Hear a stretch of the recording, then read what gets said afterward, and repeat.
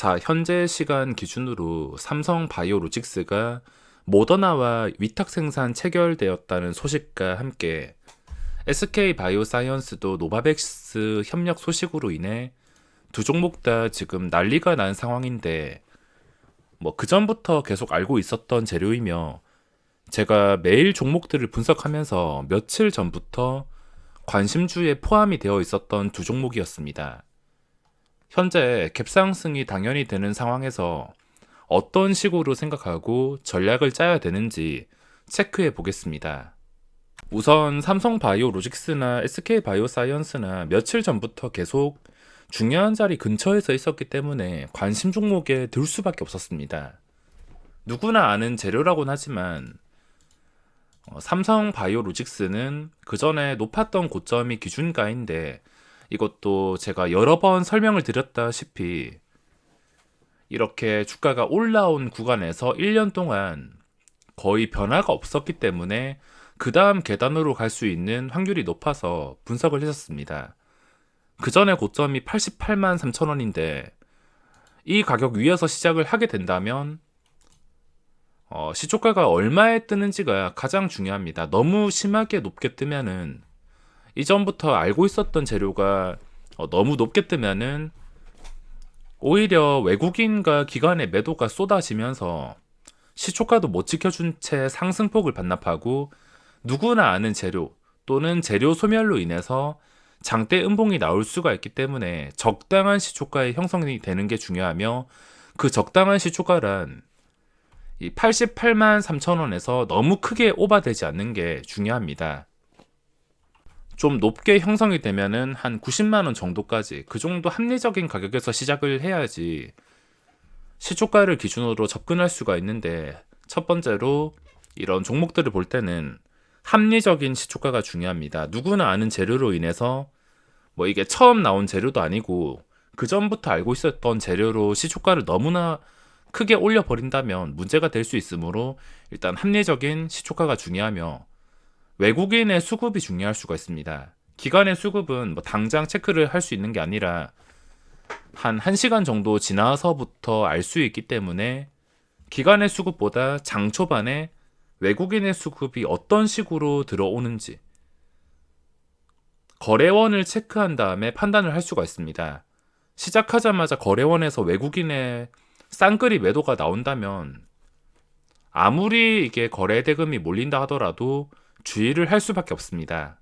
예전 카카오도 그렇고 이런 초대형주들은 초반에 외국인 수급이 중요한 자리에서 방향을 결정지을 수 있기 때문에 시작하고 거래원만 보더라도 이 재료가 악재냐 호재냐 재료 소멸이냐 이런 걸 복잡하게 분석할 필요 없이 거래원에서 외국인의 방향을 체크해 주는 게 중요할 것 같습니다. 만약에 거래원에 외국인이 뜨지 않는다, 그러면 당연히 합리적인 가격에서 시초가 근처에서 밀리지 않을 때만, 시초가 위에서 거래가 될 때만 공략이 가능합니다. 눌림목이 나오면 더 좋고, 눌림에서 잘 빠지지 않는다면 그런 상황에서만 공략이 가능할 것입니다. 그리고 SK바이오사이언스는 차트가 깡패였습니다. 그 전부터 수급이랑 차트가 꾸준하게 들어오던 종목 중 하나라 제가 몇 주 동안 계속해서 중요한 자리를 말씀을 드린 적이 있는데, 딱 보더라도 그전 고점까지 거리가 멀지가 않고 최근 들어서 SKI 테크놀로지 분위기 때문에 잠깐 빠지기야 했지만 최근 들어서 주가가 거의 빠지지 않는 것을 확인할 수 있습니다. 이게 진짜 안 좋은 종목이었으면 신규주 특성상 재료가 있다 하더라도 제자리로 돌아가야지 정상인데 주가 방어율이 매우 뛰어났습니다.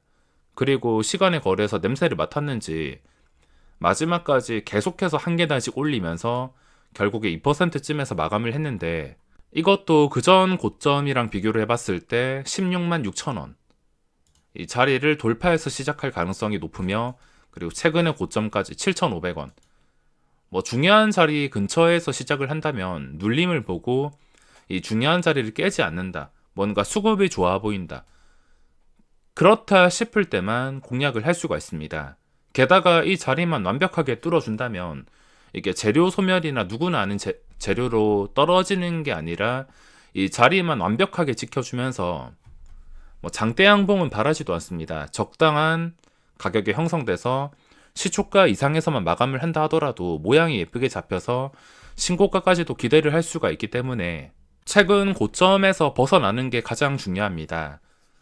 지금 토요일에 난리가 났는데 뭐 삼성 바이오로직스, SK 바이오사이언스 시가총액이 둘 다 수십조짜리며 시장에서 지금 모든 시선이 쏠릴 수밖에 없습니다. 그리고 세 번째가 샘CNS. 두 번 장대 양봉이 나왔지만 이런 종목은 좀 섬세하게 챙겨준다면 또 변동성이 나올 가능성이 높습니다. 이거를 고점에 들어가서 장기 투자하겠다는 생각을 하지는 못하겠지만 거래 대금이 이런 식으로 몰리고 변동성까지 양봉이 뚜렷하게 뜬 종목이라 시간의 거래에서 2% 정도 떨어졌는데 떨어지면 떨어질수록 눌림을 노리시는 분들이 많을 수가 있습니다. 왜냐하면 여기서 눌렸을 때 어째 되었든 간에 만원 호가랑 거리가 가깝기 때문에 눌리다가 순식간에 또 수직으로 상승해서 만원을 한번 터치를 했다가 무너지던가 아니면 만원 뚫어서 한번 고점 뚫어줬다가 무너지던가 유지를 해주던가 한 번쯤은 변동성이 나올 수 있을 것 같아서 저는 딱 한 번만 눌리다가 딱 한 번 반등할 때 그 타이밍을 기대하고 있습니다. 딱 한 번만 기대를 하지 뭐 그 뒤부터 어떻게 흘러가든 간에 이미 양봉이 두 번 나온 상태이기 때문에 딱 한 번 말고는 관심이 없습니다. 당연히 거래대금까지 코스닥에서 1위를 차지하였기 때문에 분류를 할 수밖에 없으며 그리고 네 번째가 KCT 디지털 화폐 관련주 중에 상한가 간 한 종목은 제가 가지고 있어서 설명을 드리지 못하겠지만 코스닥 거래대금 2위한 KCT 저는 마지막에 상한가까지 말아 올리면서 마감할 줄 알았습니다. 하지만 좀 안 좋게 좀 실망스럽게 마감을 하고 시간의 거래에서도 1% 정도 떨어지면서 힘없이 마감했습니다. 하지만 지금 차트를 봤을 때 역사적 신고가가 나온 상태라서 이 역사적 신고가와 거래대금을 무시할 수가 없어서 분류를 했습니다. 게다가 또 거래하기 쉬운 자리인 만원 호가를 뛰어넘어서 마감을 했기 때문에 일단은 분류를 했습니다. 시간의 거래에서 하락하고 아까 샘CNS도 강했던 종목들이 하락을 하긴 했지만 어차피 눌림목에서 노리는 사람들이 많고 그 눌림목이 장대 음봉이 아니라 적당한 시초가 대비 1%에서 3%까지 적당한 눌림목이라면은 또 눌렸다가 신고가 근처에 거래대금까지 살아있는 상태라 또 시세가 나올 가능성이 높아서 분류를 했습니다. 조금 아쉬운 것은 이 외국인들의 알고리즘이 기관 쪽에 맞춰져 있을 가능성이 높은데 기관 투자자가 사는 거 요즘에 투신도 단단데 보시다시피 들어왔다가 나가고 조금 아쉬운 것은 이 수급입니다. 예전 같으면은 이 수급이 굉장히 좋은 수급이지만 요즘엔 투신 쪽에서 단타가 정말 많아서 그리고 이 외국인도 무조건 단타일 가능성이 높습니다. 차트랑 지금 거래대금은 완벽하긴 하지만 며칠 전 이 수급을 보시면 투신이랑 외국인 똑같이 들어왔다가 똑같이 그 다음 날에 나갔습니다. 5월 17일 그리고 5월 18일 18일 날 어떻게 됐냐면 여기서 18일을 한번 체크해 보겠습니다. 어떻게 됐냐면 18일에 그 전에 수급이 들어와서 그런지 분위기 좋게 출발하고 한 방에 시세가 나왔지만 들어왔던 애들이 그대로 고점에 나가면서 거래량이 끊기면서 힘을 쓰지 못했습니다.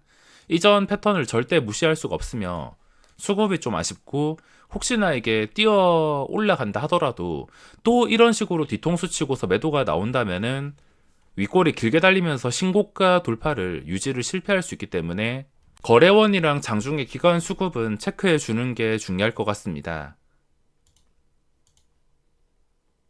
잠정 추정치에 안 뜨는 경우도 있어서 이걸 100% 알 수는 없지만 일단 거래원에 외국인이 나가는지 체크를 해봐야 될 것이며 치고 올라갔다가 거래량이 유지가 되는 게 가장 중요합니다.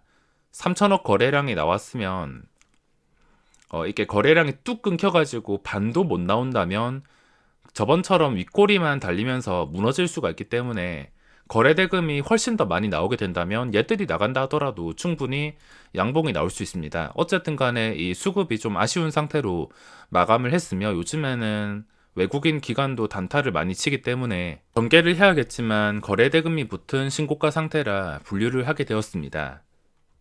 그리고 다섯 번째가 하이브. 저번 패턴처럼 될지 아니면 여기서 다시 그전 고점을 지켜줄지 지금 매우 중요한 상황에 놓였습니다. 평소와 다를지 아니면 평소랑 똑같이 다시 무너질지 결정을 해야 되는데 일단 첫 번째로 이 고점 25만 6천 원에서 위에서 거래가 되고 있습니다. 한번 음봉이 뜨긴 했지만 어쨌든 간에 이 위에서 주가가 형성되어 있으며 그 다음 중요한 것은 최근의 고점들입니다. 최근의 고점 보시면 26만 4,500원 정도. 일단 4,500원 아래에서 마감을 했기 때문에 여기서 함부로 접근을 하지는 못하겠지만 만약에 여기서 종가가 다시 4,500원 위에서 마감을 해준다. 음봉이 아니라 양봉에서 마감을 해준다면 그날은 종가 매수나 시간의 거래 상황을 보고서 접근할 수가 있습니다. 그전 패턴과 똑같다면 여기서 또 음봉이 뜨면서 그전 중요한 자리 깨버리면서 가야 할 자리에서 실패했다는 실망감에 또 힘든 시간을 보낼 수가 있는데 그전 패턴처럼 음봉이 뜨는 게 아니라 다시 올라간다, 빠지지 않고 올라간다면은 주가는 그전 고점 돌파를 기대할 수가 있습니다. 어차피 이 단계만 잘 버텨주면 그 다음 고점은 여기이기 때문에 28만원 돌파하면 또 신고가 나오는 그림까지 기대할 수가 있습니다. 당장 접근하는 것보다 월요일이나 화요일 종가가 어떤 상태로 마감하는지 보고 계획을 세운다 하더라도 늦지 않을 것 같습니다. 그리고 마지막으로 SKI 테크놀로지. 종목들이 전부 다 시가총액 규모 10조 원이 넘거나 당일 거래 대금이 이렇게 많이 몰렸던 상위 종목들인데 요즘엔 어쩔 수밖에 없습니다. 차트가 좋다 하더라도 거래 대금이 없으면은 잠깐 올렸다가 이런 식으로 무너지거나 아니면 위치가 좋아 보인다 하더라도 아예 반응도 없이 서서히 말려 죽이는 것 같은 차트를 만드는 종목들이 많아서 거래 대금이 많거나 시가총액이 큰 좀 시장에서 이슈 있는 종목들, 차트와 그리고 잘 빠지지 않는 종목들, 이런 종목들에 집중할 수밖에 없는데 SKI 테크놀로지 일단은 지금 기관에 수급이 들어오는 걸 긍정적으로 생각할 수가 있습니다. 지금 당장은 거래량이 없지만 이걸 긍정적으로 생각할 수 있는 게 최근에 또 주가가 잘 떨어지지 않고 있는 것을 확인할 수 있습니다. 그 전까지는 계속해서 음봉 뜨기 바빴는데 최근에 음봉 뜬 다음에 그 다음 캔들 파란색 봉으로 마감을 하긴 했지만 어쨌든 간에 플러스로 마무리해 줬습니다. 여기서 봐야 될 것은 그냥 단순하게 5일선, 이 5일선이 매우 중요한 자리가 될 수 있는 게 5일선을 깨버린다면 그 다음 이동평균선이 뜨려면 황금선이 뜨려면 20거래일이 지나야 되기 때문에 시간이 꽤나 소요됩니다. 지금 의존할 수 있는 것은 5일선이랑 그리고 최근에 이 음봉의 저점을 깨면서 14만 1,000원 밑에서 마감을 한다면 차트가 무너지는 그림이 나옵니다. 그러니까 앞으로 아래 꼬리 없는 음봉으로 14만 1,000원 밑에서 마감을 하는 게 아닌 이상 이 자리를 잘 유지해주면서 기관의 수급이 꾸준하게 쌓였을 때는 또 다른 빅히트라든지 SK바이오사이언스라든지 다른 신규주처럼 반등을 기대할 수가 있어서 분류를 하게 되었습니다. 자, 이렇게 시장에서 모든 시선이 쏠리는 종목들 위주로 분석을 했습니다. 애매하게 거래대금 없는 거 괜히 접근했다가 그대로 물려가지고 시간만 뺏길 수 있기 때문에 차라리 거래대금이 몰리고 지금 추세가 예쁜 종목들 위주로만 관찰할 수밖에 없습니다. 시초가 형성되고 나서 조금 눌렸다가 시초가를 지켜주면서 좀 좋은 흐름이 나오기를 기대하고 있는데 월요일 좀 잘 풀리면서 마감했으면 좋겠습니다. 자, 이제 5월 마지막까지 6거래일 정도 남았는데 이번 주가 마지막이라 생각하고 집중해서 좀 좋은 기회, 좋은 자리를 만들어주는 상황이 많이 나와주면 좋겠습니다. 원칙 잘 지키시고 새로운 한 주 성공 투자하시기 바랍니다.